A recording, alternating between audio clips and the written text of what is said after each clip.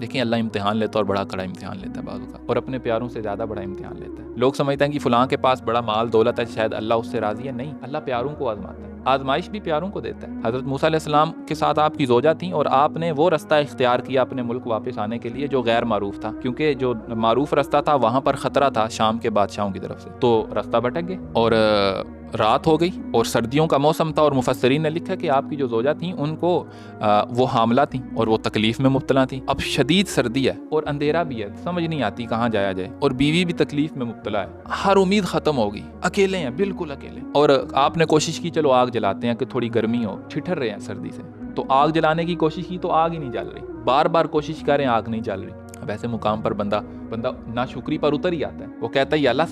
سارے مسائل میرے لیے ہی تھے، جب سے پیدا ہوا ہوں لوگ قتل کرنے کے پیچھے ہیں، پھر دشمن کے گھر میں پلا بڑا، پھر قتل کرنے کے دوالے ہو گئے سارے، پھر میں بے وطن ہوا، پھر وہاں پر دیار غیر میں خدمت کرتا رہا، آج میں واپس جانے لگا ہوں تو آج یہ معاملہ ہے کہ نہ بیوی کی زندگی کا پتہ ہے نہ اولاد کا، اور اپنی زندگی کا بھی کوئی اب گارنٹی نہیں ہے، سردی سے ٹھٹر ہیں۔ لیکن ہوا کیا؟ دیکھا کہ سامنے ایک آگ ہے، اذ رأى نارا، قرآن دیکھیں کتنا خوبصورت بیان ہے، اذ رأى نارا فقال لأهلهم كثوا انی آنست نارا، آپ نے دیکھا ایک آگ ہے تو آپ اپنی زوجہ کو کہا کہ میں وہاں سے آگ لے آتا ہوں تمہارے لیے، شاید کوئی ہماری گرم رہنے کا سامان پیدا ہو سکے۔ جب وہاں گئے تو اللہ تعالیٰ نے قرآن میں بڑا خوبصورت جملہ ارشاد، اللہ فرماتا ہے انی انا ربک فاخلع علیک، میں تیرا رب ہوں، اپنی جوتیاں اتار دیجیے۔ دیکھیں جہاں امید کی ساری کرنیں ختم ہوئی وہاں رب نے آ کر ملاقات کی۔ تو ایسا کبھی نہیں ہو سکتا کہ آپ کو رب بے یار و مددگار چھوڑے گا، آپ کے مسئلے کے اینڈ پر آپ کو آپ کے ٹوٹے دل کے آئینے میں آپ کو اپنا رب مل جائے گا۔ وہ اقبال کہتا ہے نا بچا بچا کے تو رکھ اسے، تیرا آئینہ ہے وہ آئینہ جو شکستہ ہو تو عزیز تر ہے دکان آئینہ ساز میں، یہ ٹوٹے گا،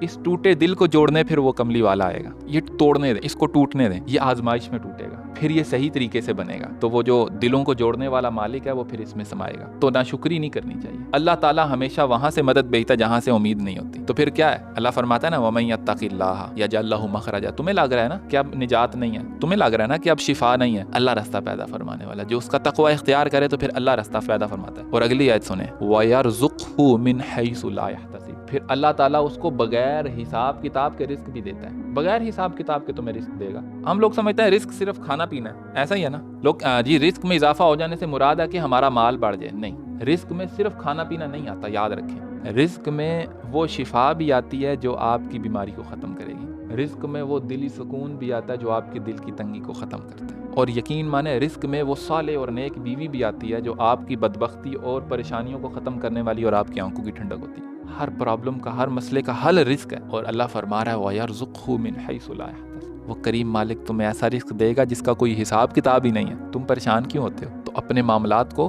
اپنی پریشانیوں میں اللہ کو یاد رکھو۔ وَمَن يَتَوَكَّلْ عَلَى اللَّهِ فَهُوَ حَسْبُهُ، آگے دیکھیں اللہ فرما رہا ہے وَمَن يَتَوَكَّلْ عَلَى اللَّهِ، پھر جو اللہ پر توکل کرتا ہے فَهُوَ حَسْبُهُ، وہ پھر اس کے لیے کافی ہے۔ اللہ پر اگر توکل کیا ہے، ٹھیک ہے پریشانی آئی ہے، اللہ ہے نا، ٹھیک ہے مسئلہ بن گیا، اللہ ہے نا، ان اللہ بالغ امری، اللہ تعالیٰ ہی ہے جو اپنے امر کو پورا کرنے والا ہے، اس کو اس کا امر پورا کرنے سے کوئی روک سکتا نہیں، وہ چاہے تو سیدنا یوسف علیہ السلام کو اندھیرے کنویں سے نکال کے مصر کا بادشاہ بناتا ہے، وہ چاہے تو فرعون چھوٹے سے سیدنا موسیٰ علیہ السلام کو فرعون کے گھر میں پال کر تو پھر ان پر فتح بھی عطا کرتا ہے، وہ چاہے تو حضرت ابراہیم علیہ السلام کے لیے تپتی آگ کو ٹھنڈا کر دیتا ہے، وہ اس کے امر کو کون روک سکتا ہے؟ وہ تو اپنے ارادوں کو پورا کرنے والا ہے، اگر اس پر آپ نے توکل کیا قد جعل اللہ لکل شیء قدرا، تو پھر یاد رکھیں اللہ کا فرمان ہے وَكُلُّ شَيْءٍ عِندَهُ بِمِقْدَارٍ، اس کے ہاں ہر چیز کی ایک مقدار ہے، پھر اس کے بعد اس کا حل ہے۔ تو اگر پریشانی ہے تو یاد رکھیں اس کے بعد آسانی ہے، اگر کوئی مسائل ہیں، بیماری ہے تو سمجھے اس کے بعد اس کا حل ہے، اگر کوئی نفسیاتی صدمہ پہنچا تو یقین مانے اس سے بھی نکلنے کا راستہ موجود ہے،